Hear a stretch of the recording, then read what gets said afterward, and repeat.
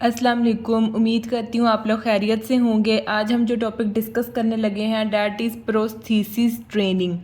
जैसे कि नाम से आपको पता चल रहा है कि जो पेशेंट जिसकी एम्पुटेशन हो गई है अब उसने प्रोस्थीसिस यूज़ करने हैं, ठीक है। हमने उसको सिखाना है कि उसने प्रोस्थीसिस किस तरह पहनना है, किस तरह उतारना है, किस तरह उसकी केयर करनी है, किस तरह कॉम्प्लिकेशन से बचाना है, ठीक है, एम्पुटेटेड लिम्ब को। ये सारी चीज़ें आ जाती हैं प्रोस्थीसिस ट्रेनिंग के अंदर और आज हम ये सब चीज़ें ही डिस्कस करेंगे, ठीक है। अच्छा, सबसे पहले हम थोड़ा सा इंट्रोडक्शन देख लेते हैं प्रोस्थीसिस ट्रेनिंग का। Learning to use a prosthesis effectively involves being able to don it correctly, develop good balance and coordination, walk in a safe and reasonably symmetrical manner and perform other ambulatory and self care activities, ठीक है। अच्छा, इसका मतलब ये कि वो कह रहा है कि प्रोस्थीसिस को सही तरीके से यूज़ करने का जो तरीका है या सही से यूज़ करने के अंदर जो जो सी चीज़ें आ जाती हैं उसमें सबसे पहले आ जाता है कि किस तरह प्रोस्थीसिस को पहनना है, ठीक है। अच्छा, डोन एक वर्ड होता है और एक होता है डोफ, डोनिंग या डोफिंग जिसे कहते हैं, ठीक है। तो डोन का या डोनिंग का मतलब होता है प्रोस्थीसिस को पहनना और डोफ का या डोफिंग का मतलब होता है प्रोस्थीसिस को उतारना, ठीक है। ये दोनों टर्म्स मुझे भी अक्सर याद नहीं रहती, तो मैं इनको कैसे याद करती हूँ, मैं इनको इस तरह याद करती हूँ कि डोन के अंदर है ओन, ओन मीन्स पहनना, ठीक है, और डोफ के अंदर है ओफ, ओफ मीन्स उतारना, ठीक है। और इसके अंदर आ जाता है प्रोस्थीसिस ट्रेनिंग के अंदर कि किस तरह पेशेंट ने अपना बैलेंस मेंटेन रखना है और किस तरह कोऑर्डिनेशन अपनी मेंटेन रखनी है, ठीक है। किस तरह उसने सिमेट्रिकल मैनर में वॉक करना है प्रोस्थीसिस को पहन के, ठीक है। और उसने एम्बुलेटरी एक्टिविटीज़ किस तरह करनी है, एम्बुलेटरी एक्टिविटीज़ होती हैं जो उसने चल फिर के काम करने हैं, ठीक है।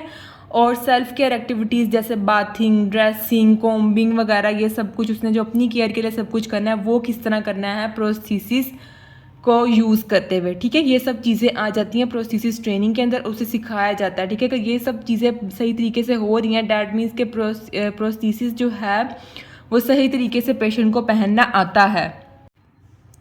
अच्छा, नेक्स्ट वो कह रहा है using prosthesis only to assist in transferring from wheel chair to toilet, appropriate outcome for an elderly person. अच्छा, वो कह रहा है कुछ प्रोस्थीसिस इस तरह के होते हैं जैसे कि मैंने आपको पहले भी बताया कि वो सिर्फ कॉस्मेटिक अपीयरेंस देते हैं या हम उनको छोटे मोटे कामों के लिए यूज़ करते हैं, जैसे कि सिर्फ व्हील चेयर से अगर टॉयलेट जाने तक और कोई काम नहीं करना उसने पर्सनल, ठीक है, बस व्हील चेयर से टॉयलेट जाना है उसने बस, ठीक है।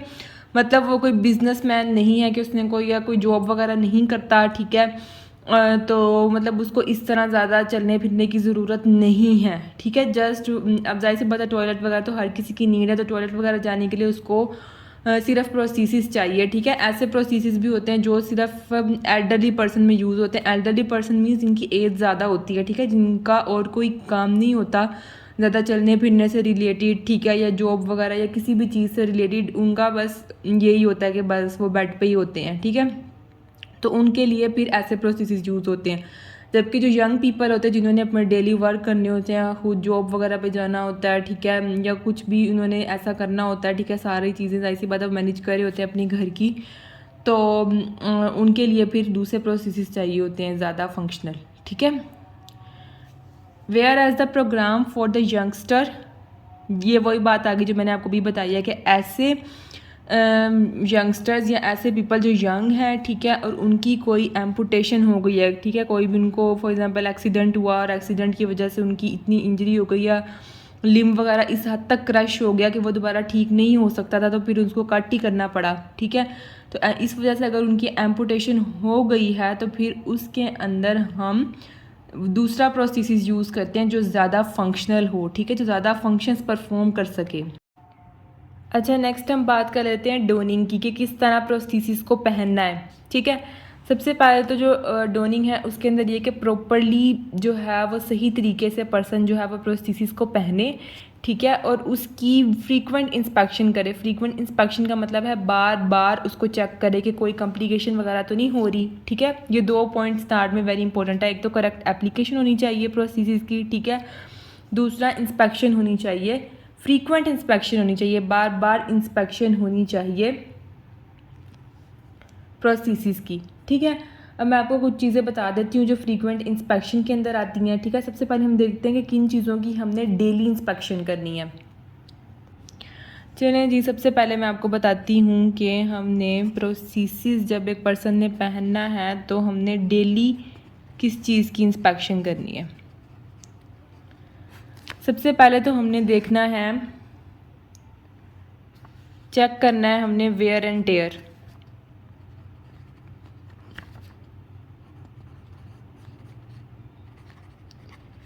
अच्छा, वेयर एंड टेयर का मतलब ये है कि हमने देखना है कि प्रोस्थेसिस के अंदर उसका कोई भी पार्ट टूट फूट तो नहीं गया, ठीक है, या कोई पार्ट लूज़ तो नहीं है, या उसके अंदर क्रैक्स वगैरह तो नहीं आ गए, ठीक है। क्योंकि अगर प्रोस्थेसिस के किसी पार्ट के अंदर क्रैक्स आ जाएंगे या वो पार्ट लूज़ हो जाएंगे या टूट जाएंगे तो उसकी वजह से क्या होगा, जो हमारे पास एम्पुटेटेड लिम्ब है उसके अंदर बहुत ज़्यादा स्ट्रेस आएगा, ठीक है, तो उसकी वजह से फिर मसला ज़्यादा ख़राब होगा, ठीक है। तो सबसे पहले हमने वेयर एंड टेयर को चेक करना है रोज़ाना।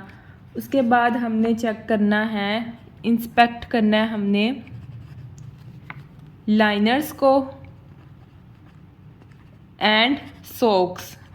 हमने लाइनर्स और सॉक्स को अच्छे से इंस्पेक्ट करना है, ठीक है। हमें पता है, मैंने आपको पहले भी बताया है पिछली वीडियोस के अंदर, कि हम जो सॉकेट होता है ना, ठीक है, जिसके अंदर एम्पुटेटेड लिम्ब आता है, उसकी साइडों पे लाइनिंग लगा देते हैं, ठीक है, या सॉक्स वगैरह जो है वो पर्सन को पहना के फिर उसे प्रोस्थेसिस पहनाते हैं ताकि वो डायरेक्ट उसकी स्किन के साथ कांटेक्ट में ना आए और वहाँ पे कोई कॉम्प्लिकेशन वगैरह ना हो, ठीक है। एक सॉफ्ट लाइनिंग होती है, या सॉकेट वगैरह यूज़ कर लेते हैं, सॉक्स वगैरह यूज़ कर लेते हैं। यहाँ भी मैंने सॉक्स लिखना था, सॉकेट लिख दिया, सॉक्स, ठीक है।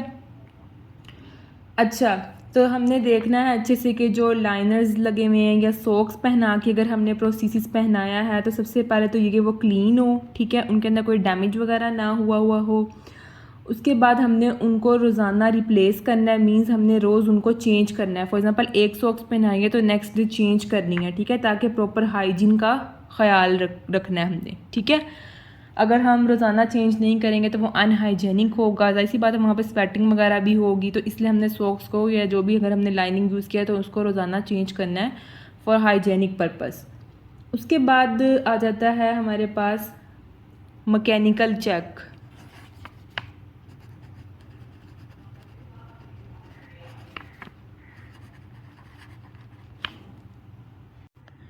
अच्छा, मैकेनिकल चेक जैसे नाम से पता चल रहा है कि इसमें प्रोस्थेसिस के जो मैकेनिकल पार्ट्स होते हैं, जैसे अपर लिम्ब की अगर प्रोस्थेसिस है तो उसके अंदर जैसे कि हैंड ग्रिपर्स लगे होते हैं आगे, ये मैंने अपर लिम्ब की प्रोस्थेसिस के अंदर सारा एक्सप्लेन किया, ठीक है। अगर आपने वो वीडियो पहले देखी होगी तो आपको अंदाज़ा होगा, क्योंकि यहाँ अब मैं हर चीज़ दोबारा से एक्सप्लेन नहीं करूँगी, वरना फिर बारी बारी हर चीज़ को मैंने एक्सप्लेन किया तो फिर उस चीज़ का कोई फ़ायदा नहीं होगा, क्योंकि इसमें हमारा मेन टॉपिक प्रोस्थेसिस की ट्रेनिंग है, ठीक है।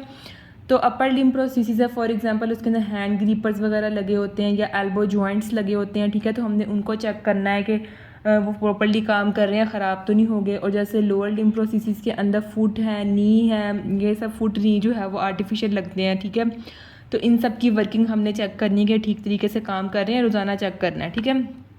उसके बाद हमने क्या करना है कि बस ये थी हमारे पास 3 चीज़ें जो हमने चेक करनी है प्रोस्थेसिस की, ठीक है। ये थी डेली इंस्पेक्शन ऑफ प्रोस्थेसिस। अब हम देखेंगे daily inspection of residual limb, ठीक है, कि जो लिम्ब कट हुआ है उसकी हमने डेली इंस्पेक्शन क्यों करनी है, ठीक है, और किन किन चीज़ों का ख्याल रखना है। चलें अब हम बात कर लेते हैं daily inspection of residual limb की, ठीक है। इसमें सबसे पहली चीज़ जो हमने चेक करनी है दैट इज स्किन इंटेग्रिटी।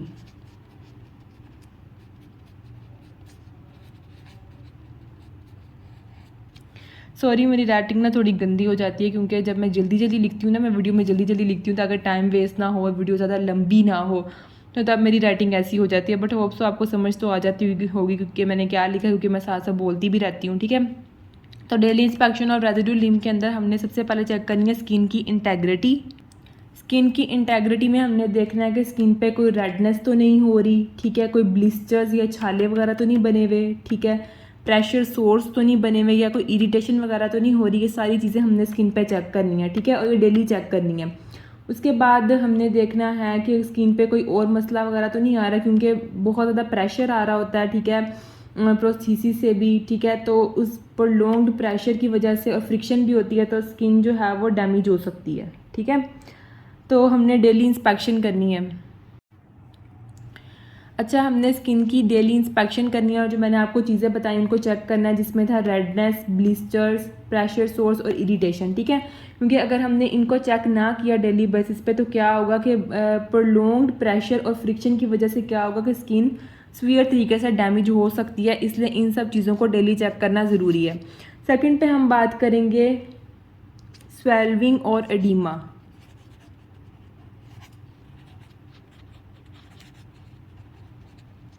स्वेल्विंग और एडिमा को भी हमने चेक करना है, ठीक है।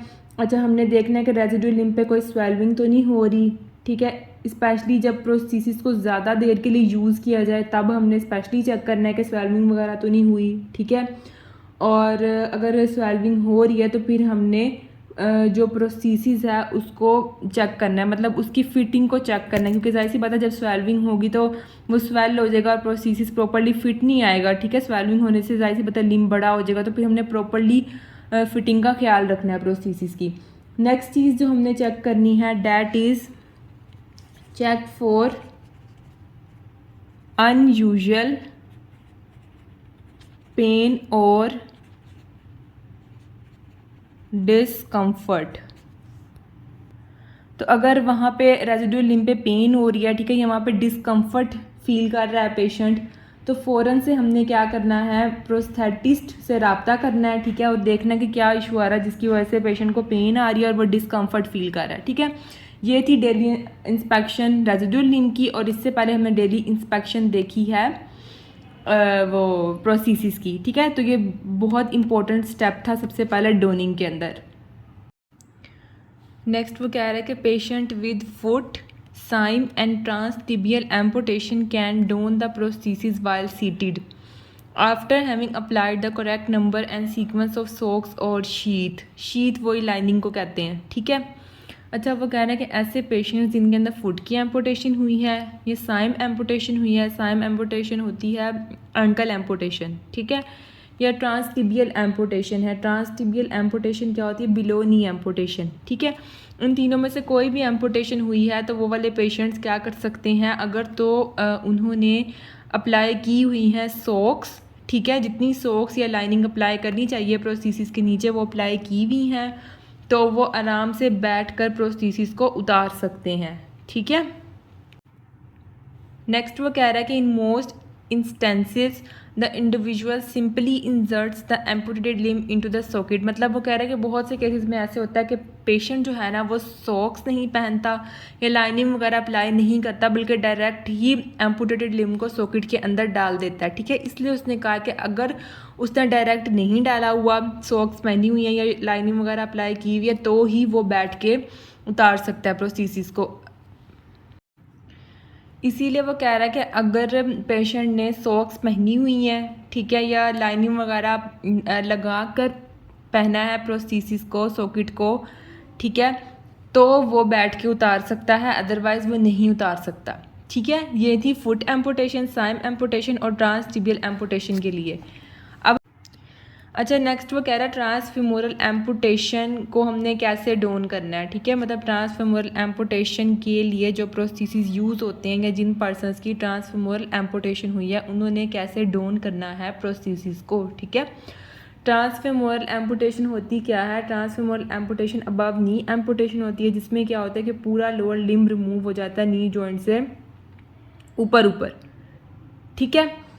अच्छा, अब ऐसे पेशेंट्स जिनकी ट्रांसफीमोरल एम्पुटेशन हुई है ना, उनके लिए बहुत ज़्यादा इम्पोर्टेंट है कि वो प्रोस्थेसिस को ध्यान से पहने, ताकि उनकी मोबिलिटी भी ठीक हो, फंक्शन भी ठीक हो और कंफर्ट भी उन्हें मिले, ठीक है। अच्छा, अब हम देखते हैं कि ट्रांसफीमोरल एम्पुटेशन के अंदर किस तरह डोनिंग का प्रोसेस होगा। मतलब डोनिंग मीन्स किस तरह प्रोस्थेसिस को वेयर करेगा पेशेंट, ठीक है। इसमें सबसे पहले जो डोनिंग का प्रोसेस स्टार्ट होगा वो तब होगा जब पेशेंट बैठा हुआ होगा, ठीक है। मतलब उसने सिटिंग पोजीशन के अंदर वो है ट्रांसफेमरल एम्पुटेशन जो है उसको पहनने का अमल स्टार्ट करना है, ठीक है। इसमें जो वो कह रहा है कि जो टोटल सक्शन वेयरर्स हैं ना वो पुलिंग मेथड भी यूज़ कर सकते हैं और पुशिंग मेथड भी, ठीक है। अभी मैं आपको बताती हूँ कि टोटल सक्शन वेयरर्स क्या होता है, लेकिन सबसे पहले मैं आपको बता दूँ कि ट्रांसफेमरल एम्पुटेशन को पहनने के दो तरीके हैं। एक पुलिंग मेथड से भी पहना जा सकता है और दूसरा पुशिंग मेथड से भी पहना जा सकता है, ठीक है। कि दोनों मेथड मैं आपको भी बताऊंगी किस तरह पुलिंग मेथड से हम पहनेंगे ट्रांसफेमरल प्रोस्थीसिस को। सॉरी, शायद मैं पहले ट्रांसफेमरल एम्पुटेशन कह रही थी। चलो, ट्रांसफेमरल एम्पुटेशन में यूज़ होता है ट्रांसफेमरल प्रोस्थीसिस, ठीक है। तो मैं आपको बताऊंगी फिर पुलिंग मेथड से किस तरह जो है वो हम पहनेंगे ट्रांसफेमरल प्रोस्थीसिस को, ठीक है। टोटल सक्शन वेयरर्स का क्या मतलब है? इसका मतलब ये है कि मतलब जो है टोटल सक्शन सॉकेट प्रोस्थीसिस यूज़ किया जाता है इसके अंदर, ठीक है। जो लोग टोटल सक्शन प्रोस्थीसिस यूज़ करते हैं उसके अंदर क्या होता है, उनका जो सॉकेट है ना वो टोटल सक्शन का होता है। मतलब कि उनके अंदर जो प्रोस्थीसिस अटैच किया जाता है ना रेजिडुअल लिम्ब के साथ वो वैक्यूम के थ्रू किया जाता है या सक्शन सील के थ्रू किया जाता है, ठीक है। ये मैंने आपको पहले भी बताया था प्रोस्थीसिस की टाइप्स के अंदर के डिफरेंट टाइप्स होती हैं। किसी में स्ट्रैप्स यूज़ होते हैं प्रोस्थीसिस को बाइंड करने के लिए रेजिडुअल लिम्ब के साथ, और किसी के अंदर वैक्यूम और सक्शन सील यूज़ होती है, ठीक है। टोटल सक्शन वेयरर्स के अंदर क्या होता है, प्रोस्थेटिक लिम्ब को रेजिडुअल लिम्ब के साथ बाइंड करने के लिए वैक्यूम या सक्शन सील यूज़ होती है, ठीक है। इसके अंदर स्ट्रैप्स या बेल्ट्स वगैरह की ज़रूरत नहीं होती, ठीक है। और वो लोग जिनके अंदर मतलब स्ट्रैप्स या बेल्ट्स के थ्रू नहीं बाइंड किया जाता प्रोस्थीसिस को रेजिडुअल लिम्ब के साथ, वो पुलिंग या पुशिंग मेथड दोनों में से कोई भी मेथड यूज़ कर सकते हैं प्रोस्थीसिस को पहनने के लिए, ठीक है। इन दोनों के थ्रू ही क्या हुआ कि जो प्रोस्थीसिस है वो बहुत टाइटली अटैच हो जाता है, ठीक है, रेजिडुअल लिम्ब के साथ। और इन दोनों के अंदर ही पेशेंट सीटेड पोजीशन के अंदर होगा, मतलब सिटिंग पोजीशन के अंदर होगा जब वो प्रोस्थीसिस को पहनेगा, ठीक है। अच्छा, अब हम देख लेते हैं कि पुलिंग मेथड क्या है और पुशिंग मेथड क्या है, ठीक है। अच्छा, सबसे पहले हम बात कर लेते हैं पुलिंग मेथड की, ठीक है। पुलिंग मेथड यूज़ करने से पहले हमने सबसे पहले इंस्पेक्ट कर लेना रेजिडुअल लिम्ब को, ठीक है।